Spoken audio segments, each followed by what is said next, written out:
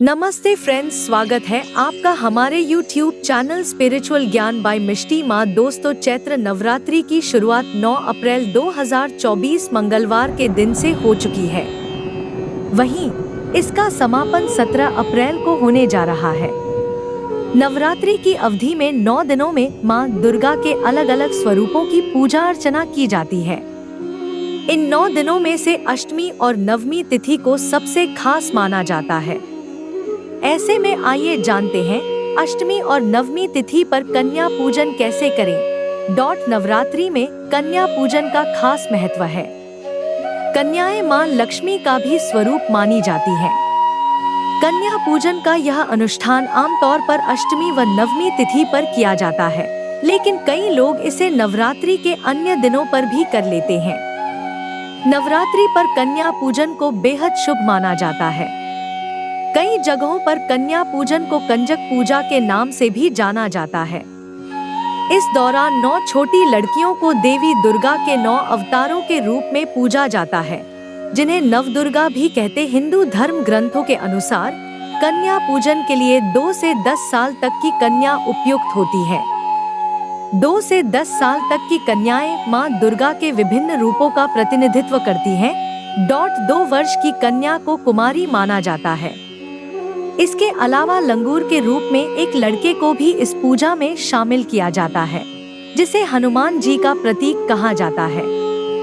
ऐसा कहा जाता है कि अष्टमी और नवमी तिथि पर कन्या पूजन करने से देवी दुर्गा प्रसन्न होती हैं और उनकी कृपा आपके परिवार पर सदा बनी रहती है। महाअष्टमी ये नवमी के दिन स्नान आदि करने के बाद भगवान गणेश और माता गौरी की पूजा करें। इसके बाद कन्या पूजन के लिए 9 कन्याओं और 1 लड़के को भी आमंत्रित करें। पूजा की शुरुआत कन्याओं के स्वागत से करें। इसके बाद सभी कन्याओं के साफ पानी से पैर धोएं और साफ कपड़े से पोंछकर आसन पर बिठाएं। फिर कन्याओं के माथे पर कुमकुम और अक्षत का टीका लगाएं। इसके बाद कन्याओं के हाथ में कलावा या मौली बांधें। एक थाली के में घी का दीपक जलाकर सभी कन्याओं की आरती उतारें। आरती उतारने के बाद कन्याओं को भोग में पूरी, चना, हलवा और नारियल खिलाएं। भोजन के बाद उन्हें अपने सामर्थ्य अनुसार भेंट दें। आखिर में कन्याओं के पैर छूकर उनसे आशीर्वाद जरूर लें। अंत में उन्हें अक्षत देकर उनसे थोड़ा अक्षत अपने घर में छिड़कने को कहें। 3 वर्ष की कन्या त्रिमूर्ति का स्वरूप मानी जाती है। त्रिमूर्ति यानी दुर्गा, लक्ष्मी और सरस्वती का स्वरूप। इनका पूजन करने से आपके जीवन में धन धान्य की भरमार रहती है। 4 वर्ष की कन्या को कल्याणी माना जाता है। 5 वर्ष की कन्या को रोहिणी कहा जाता है। 6 वर्ष की कन्या को माता कालिका का रूप माना जाता है। 7 वर्ष की कन्या को चंडिका माता माना जाता है। 8 वर्ष की कन्या को शांभवी कहा जाता है। इनका पूजन करने से आपके जीवन में धन धान्य की भरमार रहती है। 9 वर्ष की कन्या को देवी दुर्गा का स्वरूप माना जाता है। 10 वर्ष की कन्या को सुभद्रा कहा जाता है। देवी भागवत पुराण के अनुसार देवराज इंद्र ने भगवान ब्रह्मा जी से भगवती को प्रसन्न करने की विधि पूछी, तो उन्होंने सर्वोत्तम विधि के रूप में कुमारी कन्याओं का पूजन ही बताया। मान्यता है कि नवरात्रि में उपवास रखने के बाद कन्या पूजन करने से माता रानी प्रसन्न होती है। आपको सुख समृद्धि, धन संपदा का आशीर्वाद मिलता है। साथ ही कन्या पूजन करने से कुंडली में 9 ग्रहों की स्थिति मजबूत होती है। बता दें, कन्या पूजन से आपके परिवार के सभी सदस्यों की तरक्की भी होती है। हर वर्ष की साल की कन्या का एक अलग महत्व है। अगर आप 2 साल की कन्या का पूजन करते हैं, तो इससे आपके परिवार से दरिद्रता दूर होती है। 3 साल की कन्या को त्रिमूर्ति का रूप माना जाता है।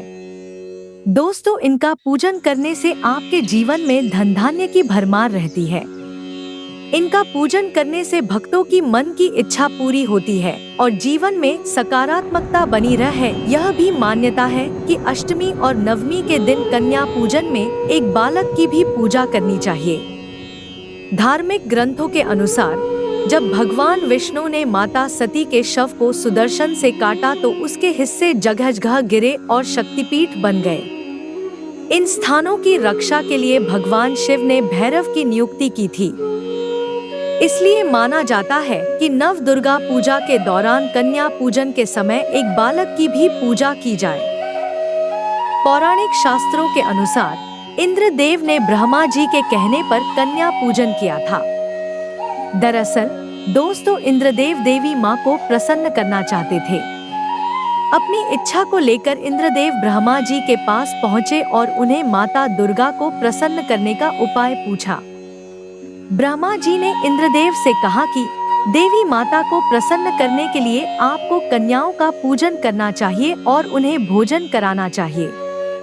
ब्रह्मा जी की सलाह के बाद इंद्रदेव ने माता की विधि विधान से पूजा करने के बाद कुंवारी कन्याओं का पूजन किया और उन्हें भोजन करवाया। दोस्तों, इंद्रदेव के सेवा भाव को देखकर माता प्रसन्न हुई और उन्हें आशीर्वाद दिया। ऐसा माना जाता है कि तभी से कन्या पूजन की परंपरा शुरू हुई। कन्या पूजन करने से पहले कन्याओं के पैर दूध या फिर पानी से अपने हाथों से साफ करें। इसके बाद उनके पैर छूकर उन्हें साफ स्थान पर बैठाएं। कन्याओं के माथे पर अक्षत, फूल और कुमकुम का तिलक लगाएं। कन्याओं को खीर पूड़ी का प्रसाद खिलाएं। नमकीन में चना भी खिला सकते हैं। कन्याओं को भोज कराने के बाद उन्हें दान में रुमाल, लाल चुनरी, फल और खिलौने देकर उनके चरण छूकर आशीर्वाद लें। इसके बाद कन्याओं को खुशी खुशी विदा करें। ऐसा करने से माता रानी की कृपा और उनका आशीर्वाद आपके ऊपर हमेशा ही बना रहेगा। दोस्तों, आप कन्याओं को श्रीफल जरूर दान करें। इस नवरात्रि यह उपाय जरूर करें और मोक्ष, संपदा, ऐश्वर्य, अर्थ, काम, विद्या और सिद्धि का आशीर्वाद माँ दुर्गा से पाएं। आज के लिए बस इतना ही दोस्तों। अगर माता रानी को सच्चे हृदय से आप चाहते हैं तो कमेंट बॉक्स में जय माता दी जरूर लिखें। दोस्तों, अगर आपको वीडियो पसंद आए हो तो वीडियो को लाइक, शेयर और सब्सक्राइब जरूर करिएगा और बेल आइकन को जरूर दबाइएगा। धन्यवाद। जय माता दी।